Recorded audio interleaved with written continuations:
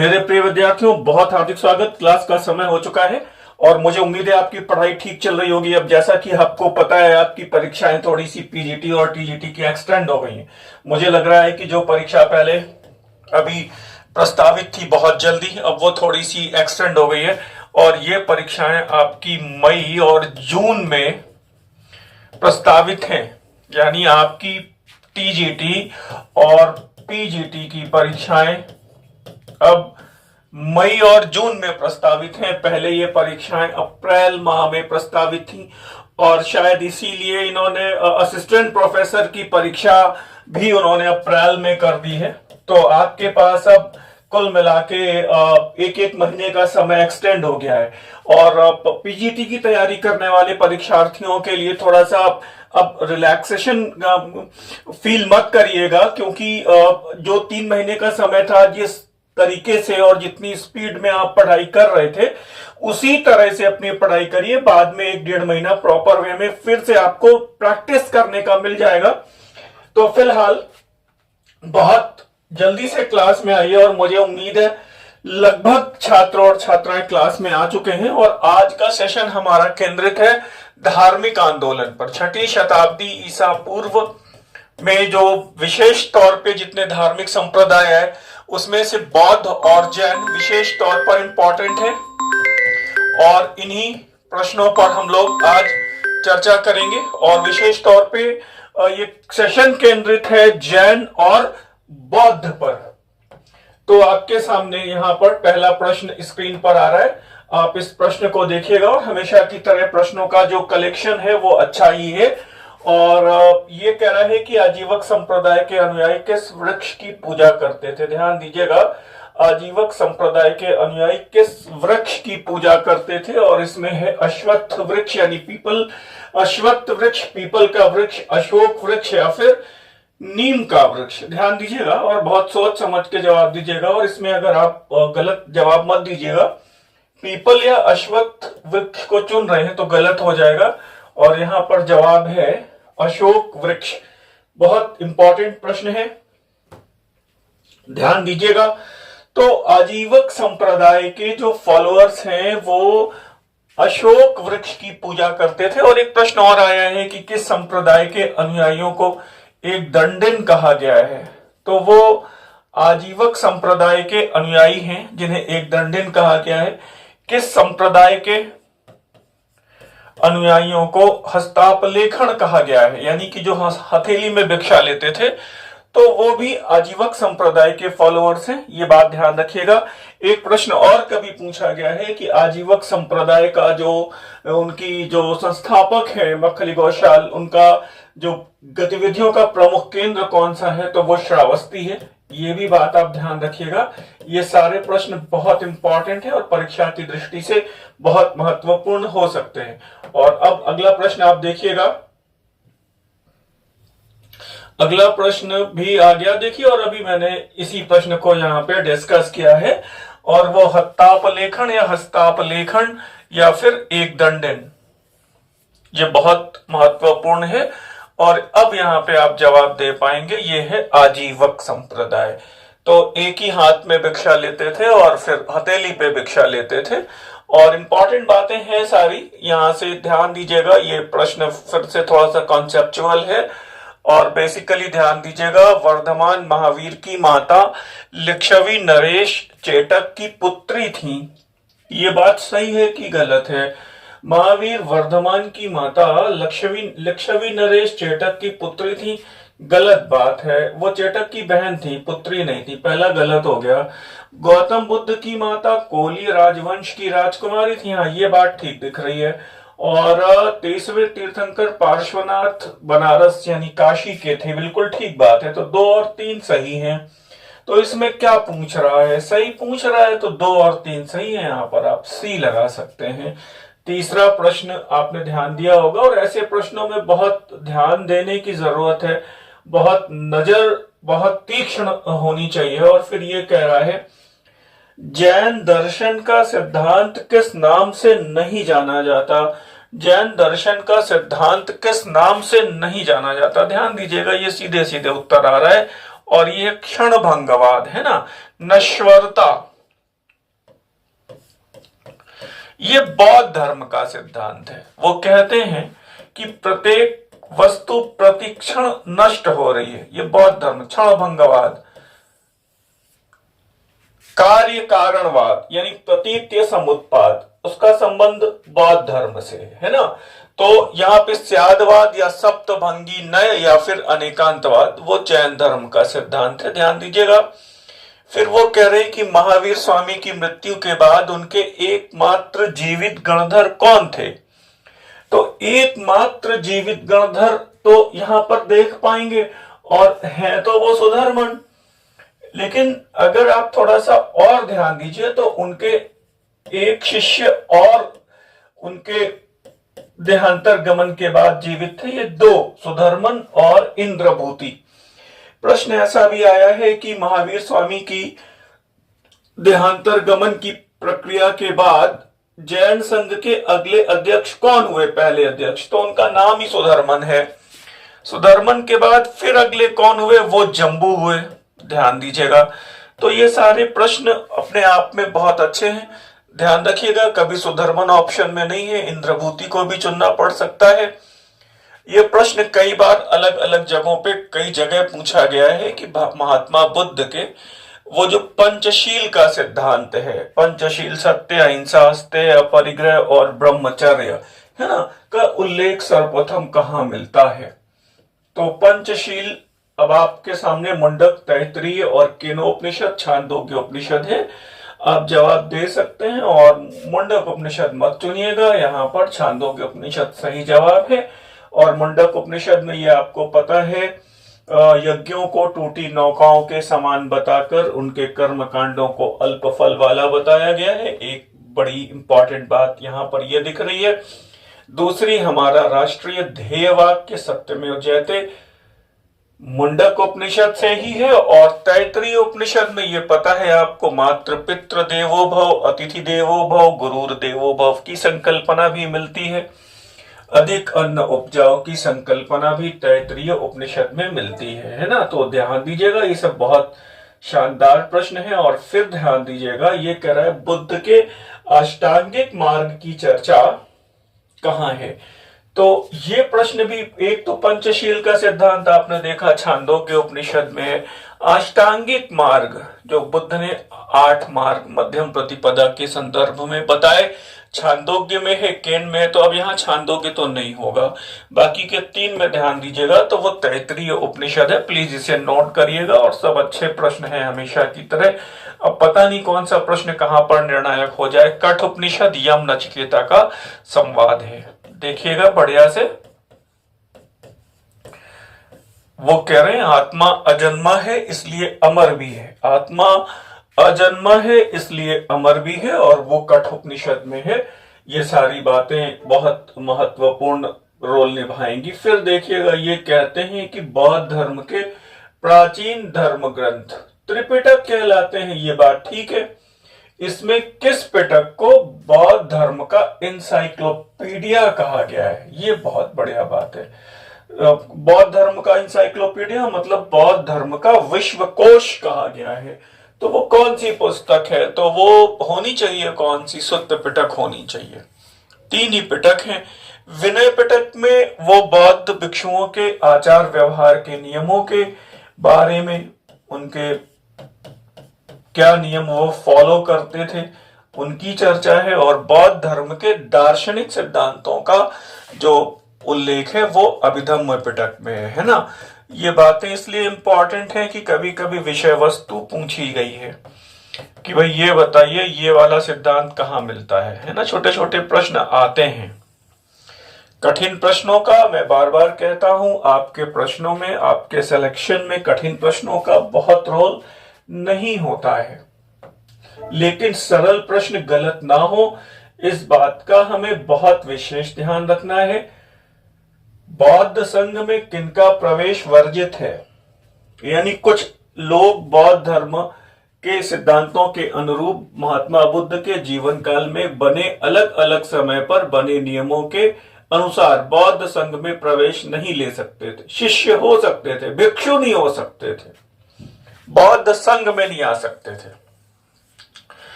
तो कौन कौन से? पहले 15 वर्ष से कम आयु का व्यक्ति, बिल्कुल ठीक बात है, ये प्रवेश नहीं ले सकता है।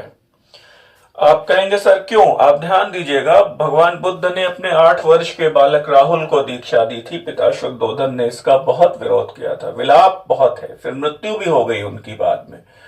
तो उन्होंने कहा कि पहला तो यह है कि जो 15 वर्ष से कम का व्यक्ति संघ में भिक्षु नहीं बन सकता, प्रवेश नहीं ले सकता, और तब तक जब तक कि अगर वो 15 वर्ष की आयु पूर्ण कर भी चुका है तो भी अपने माता पिता की अनुमति लेकर ही आएगा संघ में, बिना अनुमति के नहीं आ सकता है। तो ये बात ठीक है। कर्ज से लदा व्यक्ति नहीं आ सकता है, नहीं आ सकता है। कर्जदार व्यक्ति नहीं आ सकता, दास व्यक्ति नहीं आ सकता, संक्रामक रोगी नहीं आ सकता। और बुद्ध ने खुद एक संक्रामक कुष्ठ रोगी की मतलब परिचर्या की थी उसको, लेकिन बाद में दिक्कत हुई। शूद्र वर्ण का व्यक्ति आ सकता है, राज परिवार का व्यक्ति आ सकता है। तो इसमें दिखाई पड़ता है 1 2 3 नहीं आ सकते। तो 1 2 3 यानी सी वाला ऑप्शन यहाँ पे सही आएगा। 7 नियम बनाए हैं भगवान बुद्ध ने संघ में प्रवेश के लिए, 7 नियम बनाए हैं। चोर डाकू और अपराधी ना हो, यह बात भी बहुत इंपॉर्टेंट है। चोर डाकू अपराधी, उन्होंने अंगुलीमाल को दीक्षा दी थी, ये बात पता है ना आपको। और फिर अंगुलीमाल को दीक्षा देने के बाद फिर वो उसकी मृत्यु भी हो गई। लोगों ने जब वो भिक्षा के लिए निकला अंगुलीमाल, तो लोगों को लगा कि कल का डाकू और आज भिक्षु बन गया है। उसको पत्थर मारे लोगों ने, उसका देहांतर गमन है। भगवान ने कहा कि अब कोई भी चोर डाकू और अपराधी प्रायश्चित करके बौद्ध धर्म में आ सकता है, लेकिन बौद्ध संघ में भिक्षु नहीं बन सकता। ये बात बहुत इंपॉर्टेंट है। और आपके लिए चूंकि एक बढ़िया बात यह भी है कि हमेशा जैसा कि मैं कहता रहा हूं, आपकी जो परीक्षाएं असिस्टेंट प्रोफेसर की हैं वो अप्रैल माह में आयोजित हो रही थी, वो अब फरवरी माह में आयोजित हो रही थी।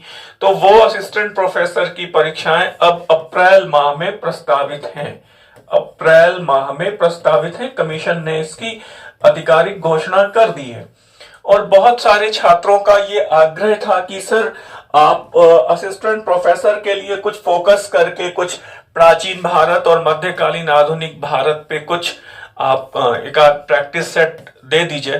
तो अभी हम लोगों की एक अमृत संजीवनी के नाम से, ध्यान दीजिएगा, ये एक नई प्रैक्टिस सेट है, प्राचीन भारत की है ये अमृत संजीवनी। ध्यान दीजिए, मैं बार बार आपको बता रहा हूं, ये अमृत संजीवनी पुस्तिका केवल प्राचीन भारत के लिए। ये आप देख पा रहे हैं इस पुस्तिका को, अमृत संजीवनी प्रैक्टिस सेट है। इसमें प्राचीन भारत के 3000 प्रश्न हैं, टॉपिक वाइज हैं। प्राचीन भारत के 3000 प्रश्न हैं, टॉपिक वाइज हैं। यह पुस्तिका आपके लिए, और एक खास बात इस पुस्तिका की है कि इसमें कठिन प्रश्नों की, बहुत ज्यादा नहीं, केवल कठिन प्रश्नों की व्याख्या भी दी हुई है। तो असिस्टेंट प्रोफेसर के लिए जो बालक तैयारी कर रहे हैं और जो बेसिकली पीजीटी को फोकस कर रहे हैं और एंशिएंट को जल्दी से रिवाइज करना चाहते हैं, प्रैक्टिस करना चाहते हैं, तो वो इस अमृत संजीवनी को मंगा सकते हैं। और आपकी पहले से एक पुस्तिका ऑलरेडी उपलब्ध है, अमृत कलश के नाम से है। ये एंशिएंट मेडवल मॉडर्न का कंबाइंड पैकेज है, टॉपिक वाइज है, और इसमें लगभग 3000 प्लस 3400 के आसपास प्रश्न हैं। तो आप अपनी सुविधा अनुसार कोई भी पुस्तक या इस पुस्तक को या प्रैक्टिस सेट को मंगा सकते हैं। अमृत संजीवनी अभी आज 5 दिन हुआ इसको लॉन्च किए हुए, और इसकी 500 से ज्यादा प्रतियां लोगों ने बुक करी हैं, मंगाई हैं। आप चाहें तो इसको बेहतर ढंग से एक बार फिर से देख सकते हैं, आप इसे अपनी सुविधा अनुसार मंगा सकते हैं। और इसमें प्रत्येक टॉपिक के प्रश्नों का कलेक्शन, कितने कितने प्रश्न हैं ये आपको आप व्हाट्सएप करेंगे, स्क्रीन पर दिए होते हैं नंबर, तो आपको मिल जाएगा कितने प्रश्न कितने टॉपिक में है। तो फिलहाल हम लोग अगले प्रश्न की ओर जाते हैं। क्वेश्चन नंबर 10 देखिएगा, और क्वेश्चन नंबर 10 क्या कह रहा है? त्रिपिटकों पर, त्रिपिटक यानी बौद्ध धर्म के जो ग्रंथ हैं, त्रिपिटकों पर लिखे गए भाष्य का नाम क्या है? महाभाष्य है क्या? तो गलत बात है, महाभाष्य नहीं है। महाभाष्य पाणिनि की अष्टाध्यायी पर लिखा गया भाष्य है। विशुद्धिमग्ग विभाषा शास्त्र या कथावत्थु, और यहां पे ध्यान दीजिएगा, ये विभाषा शास्त्र है, ध्यान दीजिएगा, चौथी बौद्ध सभा में रचा गया है। बौद्ध ग्रंथों के कठिन अंशों पर व्याख्या वो विभाषा शास्त्र में। और चौथी बौद्ध सभा हो कहां पे रही है? कश्मीर में हो रही है। किसके काल में हो रही है? कनिष्क के काल में हो रही है। ये सारी बातें बहुत महत्वपूर्ण हैं। और इसके अध्यक्ष कौन है? तो आपको पता है, अध्यक्ष हैं वसुमित्र, और वसुमित्र ने ही इस ग्रंथ को रचा, विभाषा शास्त्र। बौद्ध धर्म के कठिन अंशों पर लिखी गई टीका का नाम है विभाषा शास्त्र। और फिर आप आगे देखेंगे, बौद्ध धर्म का एक संप्रदाय आया, वैभाषिक संप्रदाय। ध्यान दीजिएगा, वैभाषिक संप्रदाय जो कश्मीर में उद्भूत हुआ। तो इसके जो सिद्धांत और जो इसकी मान्यताएं हैं, उसका जो प्रमुख स्रोत है वो विभाषा शास्त्र ग्रंथ ही है। वो विभाषा, जैसे कहते हैं एक संप्रदाय बना सौत्रांतिक, वो शुद्ध पिटक पे आधारित है, ठीक है ना। इसी तरह वैभाषिक विभाषा शास्त्र पे आधारित है। मुझे उम्मीद है आप लोग ठीक देख रहे हैं और ठीक कर रहे हैं, बढ़िया जा रहे हैं। और फिर देखिएगा, मौर्य सम्राट अशोक को बौद्ध धर्म की किस विचारधारा के करीब माना जा सकता है? यानी कि जो अशोक की मान्यताएं हैं वो किस सिद्धांत, किस संप्रदाय, किस मान्यताओं के करीब हैं? महासांगिक हैं, वज्रयानी, स्थविरवादी, सहजयानी। अब ध्यान दो, वज्रयान तो इस समय है नहीं और सहजयान तो इस समय है नहीं। अब मामला ये है कि अशोक तो वो स्थविरवादी, बोले परंपरावादी है अशोक भाई। आप कहेंगे सर कैसे पता लगेगा ये बात? तो ध्यान दीजिएगा, अशोक के समय तीसरी बौद्ध सभा हुई है और उसमें बौद्ध संघ के नियमों में छूट मांगने वाले भिक्षुओं के लिए कठोर नियम बनाए गए। जैसा कि आपको ये पता है कि दूसरी बौद्ध सभा हुई थी, तो दूसरी बौद्ध सभा में वो थोड़ा सा वैचारिक विभाजन हुआ है। वो कह रहे हैं कि छूट मिलनी चाहिए। वैशाली के भिक्षुओं ने 10 शीलों में छूट मांगी थी। मेरी बात समझ आ रही है ना? तो इसके पहले की आगे विभाजन होता, तीसरी बौद्ध सभा में वो कठोर नियम बना दिए गए कि जो भी बौद्ध धर्म के सिद्धांतों, बुद्ध की शिक्षाओं, 10 शीलों में छूट मांगने की कोशिश करेगा, नियमों में परिवर्तन करने की कोशिश करेगा, उसको संघ से बहिष्कृत कर दिया जाएगा। कठोर नियम बनाए गए। ये यद्यपि कि चौथी बौद्ध सभा में आगे हीनयान और महायान आए, तो अशोक की जो जो जो मान्यता है वो स्थविरवादी है, परंपरावादी है। अच्छे प्रश्न है, बहुत ध्यान दीजिएगा। और भगवान बुद्ध को वेलुवन विहार, वेलुवन किसने दिया है? ये बात बहुत ध्यान दीजिएगा। वेलुवन किसने दिया? घोषिता राम विहार किसने दिया? कूटाग्रशाला विहार किसने दिया?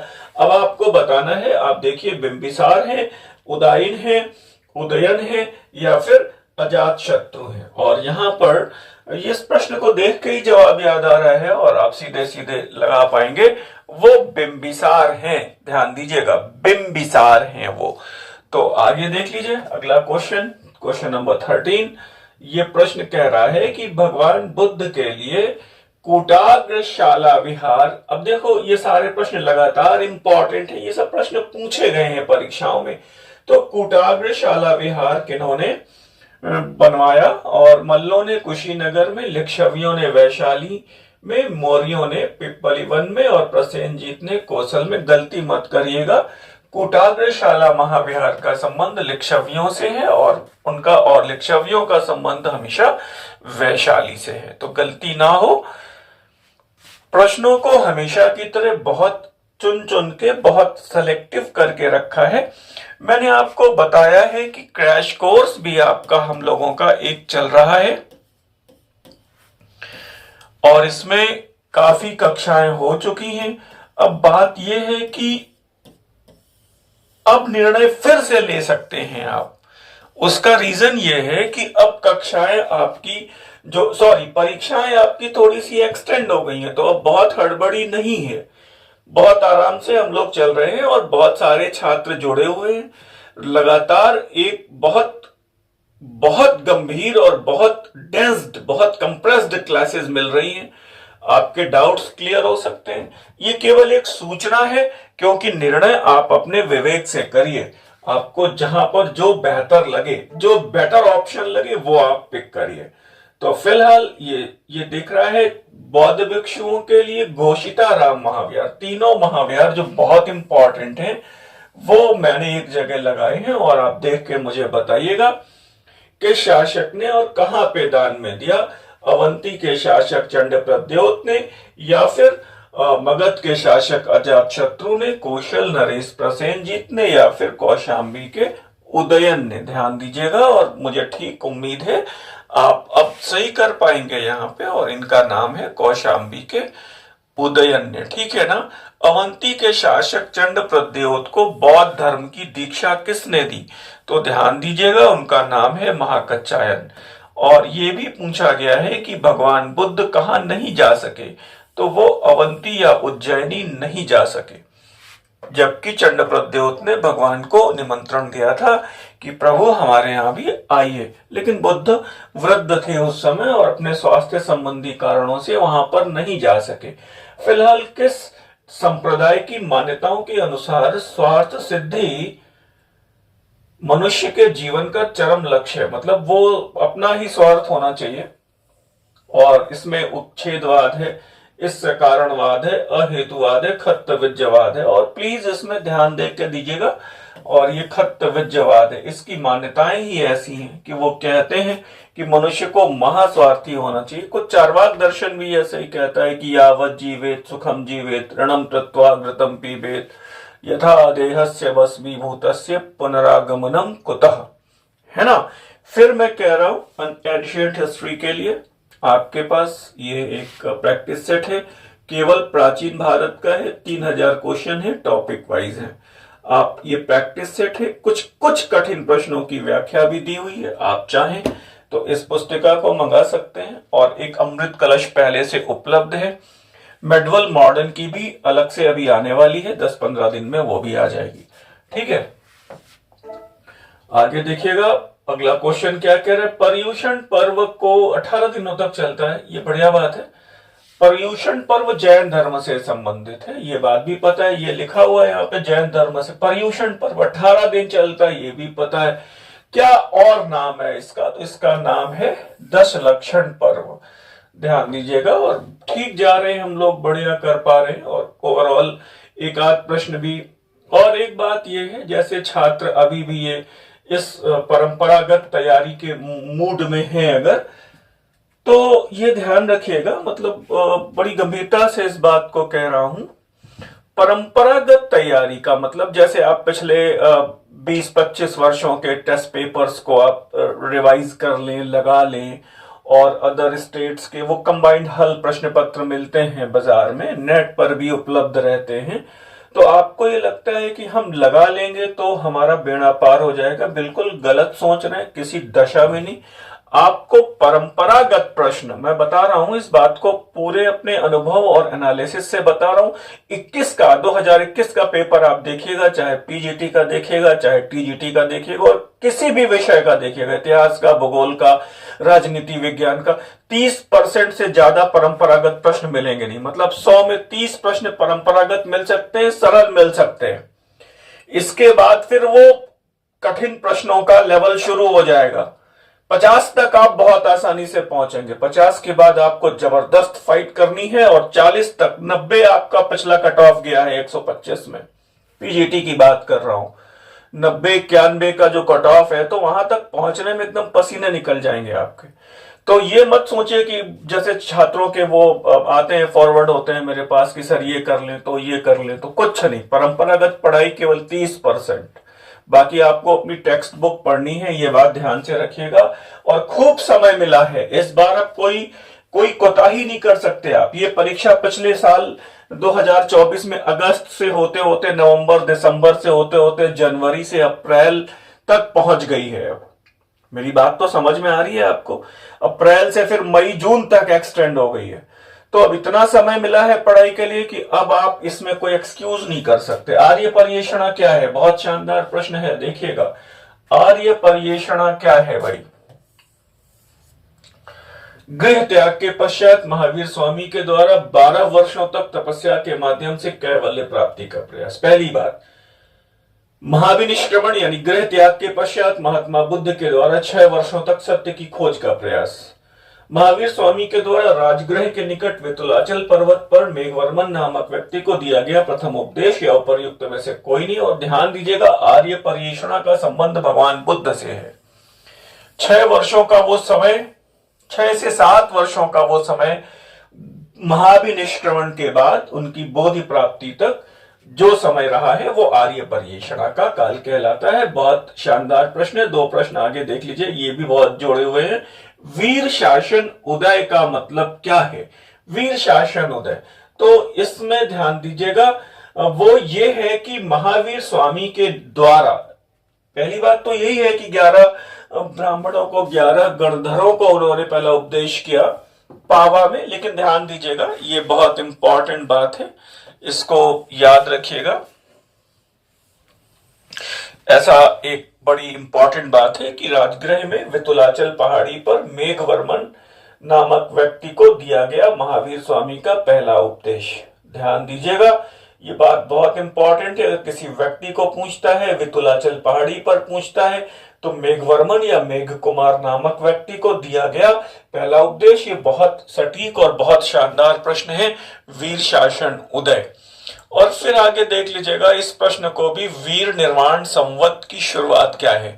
तो वीर निर्वाण संवत का संबंध है महावीर स्वामी के देहांतर गमन की घटना से। ध्यान दीजिएगा, महावीर स्वामी ने जब भौतिक शरीर को छोड़ दिया तो ये कहलाता है वीर निर्वाण संवत का उदय। और भगवान बुद्ध का जो प्रथम उपदेश है वो आपको पता है, धम्म चक्र पवर्तन कहलाता है। महाबुद्ध होने की जो घटना है, महाबोधि की प्राप्ति, वो महाबोधि की प्राप्ति महाबोधि से संबंधित है। और तो इन दोनों में ये ध्यान दीजिएगा, जो प्रथम उपदेश है वो क्या कहलाता है और जो उनका देहांतर गमन है वो क्या कहलाता है। बात मेरी समझ में आ रही होगी। तो अगर वो कह रहा है वीर शासन उदय कह रहा है, तो वो उनका महावीर स्वामी ने जो पहला उपदेश किया मेघ कुमार नामक व्यक्ति को, और वीर निर्वाण संवत वो भगवान का देहांतर गमन, भगवान महावीर स्वामी का देहांतर गमन। तो अब आज का सेशन मैं यहीं पे समाप्त करूंगा। जाने से पहले एंशिएंट हिस्ट्री के लिए इस प्रैक्टिस सेट को आप एक बार पुनः देख लीजिए। आप मंगाना चाहें तो 3000 प्रश्न हैं, केवल प्राचीन भारत के हैं, कुछ कठिन प्रश्नों की व्याख्या है। आप चाहें तो इस पुस्तिका को आप मंगा सकते हैं। फिलहाल हमें आज विदा दें। धन्यवाद, नमस्कार।